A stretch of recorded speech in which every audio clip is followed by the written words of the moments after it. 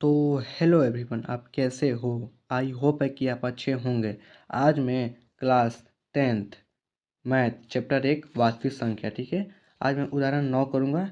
सबसे महत्वपूर्ण क्वेश्चन, ठीक है। ये पक्का है कि 2027 में ये जरूर आएगा। ये 2 नंबर में चाहे 5 नंबर में जरूर आएगा, ठीक है। तो सबसे पहले आइए हम ये सबसे महत्वपूर्ण प्रश्न करते हैं। देखिए, ठीक है। सबसे पहले आप एनसीईआरटी बुक देख लीजिएगा, ठीक है। पूछ रहा है, ये क्वेश्चन पूछ रहा है क्या रूट 5 एक अपरिमेय संख्या है, ठीक है। तो देखिए, आइए हम सबसे पहले हल करते हैं, ठीक है। क्या करेंगे हल? उदाहरण 9 में देख लीजिएगा, ठीक है। इतना ये क्वेश्चन दिया है, तो सबसे पहले हम क्या करेंगे? हल। हल, ठीक है। हल। तो अब क्या करेंगे?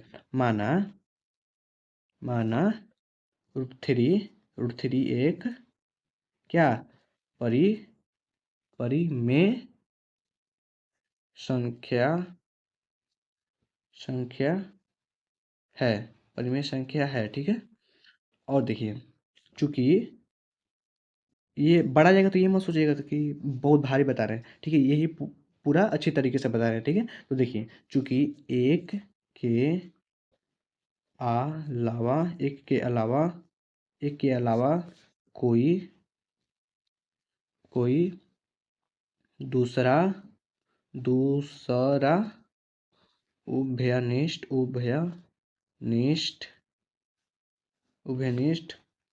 गुणनखंड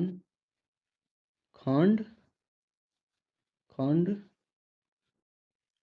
नहीं होगा, ठीक है। कोई दूसरा उभयनिष्ठ गुणनखंड नहीं होगा। तो आप इसको समीकरण 1 मान लीजिएगा, ठीक है। 1 मान लीजिएगा, ठीक है।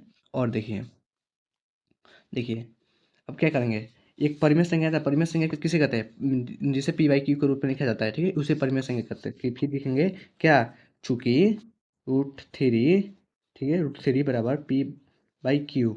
अब ठीक है, समझ गए इतना। अब क्या करेंगे? दोनों दोनों तरफ तरफ क्या वर्ग करने पर, ठीक है। दोनों तरफ वर्ग करेंगे तो क्या होगा? देखिए, रूट थ्री का वर्ग बराबर पी बट्टा में क्यू का क्या वर्ग। अब देखिए, ये रूट थ्री में को स्क्वायर करेगा तो क्या थ्री आ जाएगा। अब पी बट्टा में क्यू स्क्वायर, यहाँ पर स्क्वायर, ठीक है, समझ गए। अब देखिए, ये देखिए, अब 30 से 30 कुछ इस बटे में एक है, या 30 से 30 गुना कीजिए तो क्या आप ही बताइए। थ्री क्यू स्क्वायर, अब कितना हो जाएगा? और पी स्क्वायर हो ना, एक में आप पी से गुना कीजिए तो पी स्क्वायर हो जाएगा, ठीक है। और देखिए, क्यू हमारा स्क्वायर हो गया। और देखिए, पी स्क्वायर बट्टा में थ्री, ये हो गया ना। इसको आप समीकरण कितना, इसको इस डिवाइड में कर दीजिए। इसको समीकरण कितना, आप कितना मानिए? 2 मानिए। ये समीकरण 1 माने हैं और आप समीकरण 2 मान लीजिएगा, ठीक है, समझ गए। और देखिए देखिए पी है, पी स्क्वायर, देखिए जब इसमें इसमें भी देखिए पी स्क्वायर है ना। देखिए, पी स्क्वायर था, हम वर्ग किए हैं, देखिए देखिए क्या था? पी स्क्वायर, ठीक है। ये वर्ग किए ना, तो हमारा क्या आ जाएगा? ये 9 हो जाएगा। ऊपर 9, इस 9 है तभी ना रूट थ्री है, 9 है, ये 9 है, ठीक है, तभी रूट थ्री है, ठीक है। देखिए, इसे जाएगा तो क्या होगा? वर्गमूल हो जाएगा, तो वर्गमूल हो जाएगा तो 9, 9 का वर्गमूल कितना? तो 3 होता है ना। इसलिए तो क्या लिखेंगे? पी पी कितना से? 3 से बी बी भाजित है, 3 से विभाजित है, ठीक है। और पी स्क्वायर ना, पी स्क्वायर भी क्या 3 से विभाजित होगा ना। पी स्क्वायर भी 3 से विभाजित है, ठीक है। इतना हो गया। अब देखिए, अब क्या फिर मानेंगे? क्या मानेंगे? माना क्या पी बराबर 5 के, ठीक है। अब हम माने हैं पी बराबर 5 के। तो और देखिए, पी का मान कितना है? पी का मान यहाँ पर है, तो हम क्या करेंगे? देखिए, पहले समझिए। नंबर दो में समीकरण नंबर 2 में पी का मान रख सकते हैं। 2 में पी का मान क्या रखने पर पी का मान, समीकरण 2 में पी का मान रखने पर, ठीक है। तो देखिए, तो क्यू स्क्वायर हो जाएगा। पी का मान रखें ना, तो पी स्क्वायर कितना है? पी 2 है ना, तो कैसे लिख सकते हैं? इसको ऐसे लिख सकते हैं, पी के गुना पी के हो गया।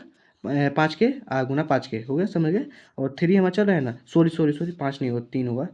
यहाँ पर 3 होगा ना हमारा 3, 3 के यहाँ पर 3 के मान लीजिए, सॉरी 3 चल रहा है तो 3 नहीं मानेंगे, 3, ठीक है। और हमारे बटा में कितना 3 है, देखिए एक 3 कैंसिल हो गया, तो क्या होगा के स्क्वायर बटा में कितना 3 के स्क्वायर हो गया।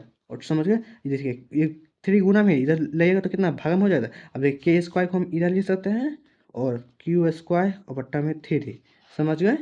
अब इसको क्या मान लीजिए आप, इसको आप मान सकते हैं, इसको समीकरण 3 मान लीजिएगा, 3, ठीक है। और देखिए क्या क्यू 3 से विभाजित होगा ना, क्यू 3 से बी बी सॉरी बी भाजित है, ठीक है। और क्यू स्क्वायर भी क्या 3 से विभाजित है, ठीक है, समझ गया। ये अब ये क्या समीकरण हमारा 4 हो गया, समझ गया। तो देखिए अब क्या लिखेंगे हम, तो देखिए अब क्या लिखेंगे, समझ गए। देखिए समीकरण ये हमारा 3 है, ये 4 है हमारा, ठीक है। तो समीकरण समीकरण समीकरण है, समीकरण नंबर 3, ये समीकरण हमारा 3 है, ये समीकरण हमारा 3 है ना, ये 3 समीकरण 3 एवं 4, समीकरण 3 एवं 4 में समीकरण नंबर, ये समीकरण 3 और एक 4 है ना, समीकरण 3 और एक 4 में समीकरण 1 का क्या विरोध करता है, क्या विरोध, एक का विरोध क्या करता है, विरोध करता है, ठीक है, विरोध करता है। तो क्या लिखेंगे आप, विरोध करता है तो लिखेंगे आप अतः √3 एक अपरिमेय संख्या है, ठीक है, समझिए यही हमारा क्या आंसर है। तो ठीक है, तो इसी साथ हम वीडियो को अंत करते हैं। ओके, धन्यवाद।